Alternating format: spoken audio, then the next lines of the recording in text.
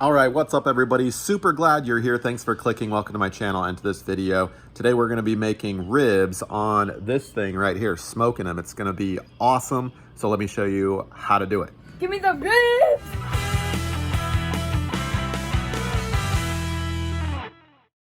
All right, let's roll. We've got my Weber charcoal grill. Now, I could smoke it in this dedicated smoker. I actually made this little storage thing for my deck to host and store my actual smoker, but we're gonna try smoking ribs on the Weber charcoal grill today. So I'm really excited to see how this turns out. Now, in terms of supplies, I've got everything down in the description below, but we're gonna be using this configuration here. We've got these little tin trays. I've got my fire starting, the charcoal starting device, which is awesome. And a few other things I'll mention as I kind of go along. Here is my little charcoal starter. So we'll pop one of these out and get the charcoal lit, ignited, and nice and hot. And then I'm gonna show you exactly step by step what I'm doing for really an amazing recipe. I think you're ultimately really gonna like it. So here's the fire starter. If you've never used one of these before, I definitely recommend it. Open up all your vents, the bottom vent, and just keep the lid off.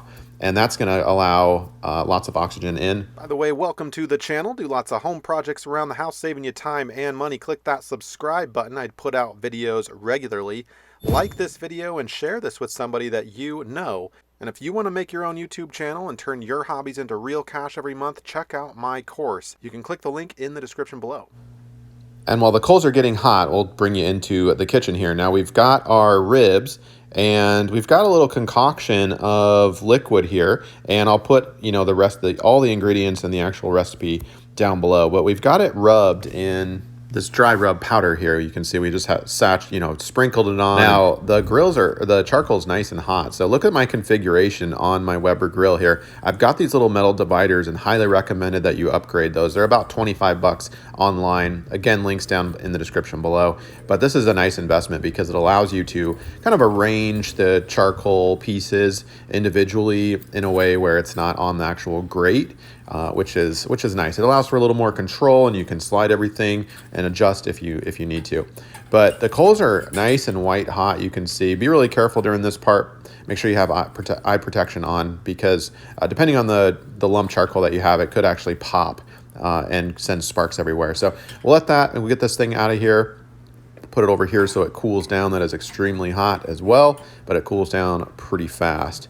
So we've got our charcoal pieces nice and warm, and I'm going to take this little tin tray and put that in the middle, and then we'll get the top grate put on and get that preheated as well, because I'll clean that off obviously, but I want to do that where it's nice and hot, and we'll let that sit for a minute or so. And you could put the lid on depending. I think the coals are nice and hot, so I can go ahead and put the lid on, and that temperature gauge is going to start skyrocketing. So I can close the top and the bottom vent a little bit because I don't want it to get too hot. We're going to be smoking this at a very low temperature, so I want to keep it around 250 or so, maybe 275, and we're just going to let it smoke for several hours.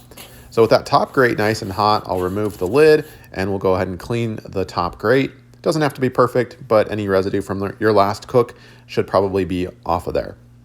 So we'll let that kind of heat back up to temperature. And then we're going to take our liquid in our little tin tray and just kind of keep it up north a little bit of the top grate. And that's going to just help create some ambient moisture in the air. Next, we'll take the rib rack here using our tongs, and we're going to place that, look where I'm putting it, not over the coals. The direct heat will probably burn pretty quickly this. So I'm going to put it over the tray actually. So that tray will help collect some of the, the juices that fall down, but also allow kind of a nice visual for us over which we can put the rack of ribs. Now I've got some wood here, some wood chips, and I'm going to put the wood chips. There's lots of different types of wood chips that you can buy, but I want that's what's going to create a lot of the smoke. And what my technique here is, I have a little handful. I've got the full bag next to me, but a little handful, one small handful over each of the coals like that. And what that's going to do, you can see it's the wood chips are a little burned. That's going to create some really nice smoke. Okay, so this has been smoking for about 2 hours at a very low heat. We're going to remove the rack completely for a moment. We're going to bring it back into the kitchen, and you can see it's starting to get some nice color on the outside. We're going to wrap it in some tin foil. So we're going to angle up the edges of the tin foil because we're going to be putting on some liquid. And again, all the exact, what is this, what's it made of, all in the description below, so you can check that out. But it's basically gonna, give it a nice moist, all those juices are gonna get to temperature, and it's gonna help keep things moist and create some really nice flavor in the air. So we'll go ahead and wrap that up so it doesn't spill out. And then of course it's not wide enough to wrap all the way around, so we'll need a little top piece too, which provides like some nice little ventilation as opposed to one piece. Anyway, you can see the grill still piping hot. And we'll put some wood chips. You can see it's pretty angry at me. Those wood chips are coming up in smoke. There's that nice smoke that we want, and those wood chips do provide that. So we'll take the wrapped up rib rack right here, and we'll put it again in the middle, not over the direct heat, but indirect heat. That's the philosophy here. Indirect heat, smoked at a low temperature. And again, this will take 3 or 4 hours. That's the ultimate smoke time. Put a little wood chip in there, and your coals are piping hot, so it's going to ignite pretty quickly.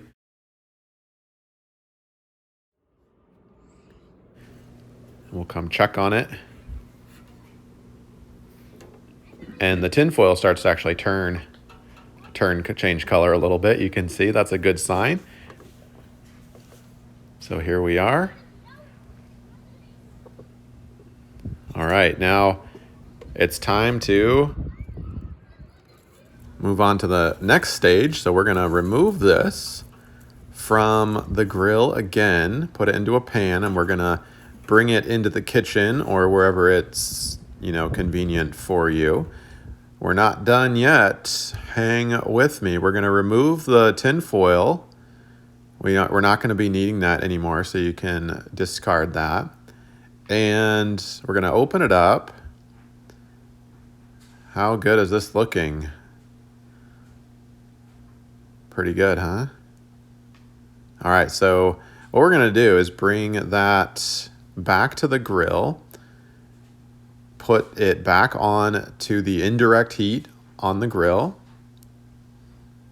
Takes a little bit of finessing. You don't want it because it's such a long piece. So had my wife help me out here. We don't want things falling or whatnot. And it's a little precarious. See the shelf on my grill? I really recommend investing in a shelf if you've got this exact grill. You can take it on and off pretty easily, and it's just a nice thing to have. We've got some barbecue sauce, and it's pretty simple from here. We're gonna just paste it on just very liberally with a little brush. And I suppose you could do the underside as well. We just did the top. And the coals are still piping hot, so indirect heat. Again, we'll get that. Yeah, I don't think you can put too much on here. Just slop it on, right? Let's just use the rest of it. Get the sides, get the top, complete coverage. All right, that's probably pretty good. Happy with that. Thank you very much, honey. Nice work. And we're gonna put the lid back on, and more wood chips again. You can see the smoke. That smoke's getting trapped into that barbecue sauce. And right before your wood chips ignite, I like to put my lid on. And that creates and traps the smoke in there. All right, and we're gonna do that for 20 minutes or so. Again, low temperature, and look at that. Here it is. We are ready. Let's get the wipies out, the paper towels, and we're gonna cut these ribs a little bit with some good old kitchen scissors. That's the preferred method. Nice and sharp, nice and clean in terms of a cut. And look at that. super moist. It's not overcooked, not dry at all, because my temperature was so low during the smoke. 250 is kind of what I kept it at for 3 or 4 hours. And if you go up to 350 or 400, you're going to just dry this stuff out. All those juices are going to evaporate for that long of a time.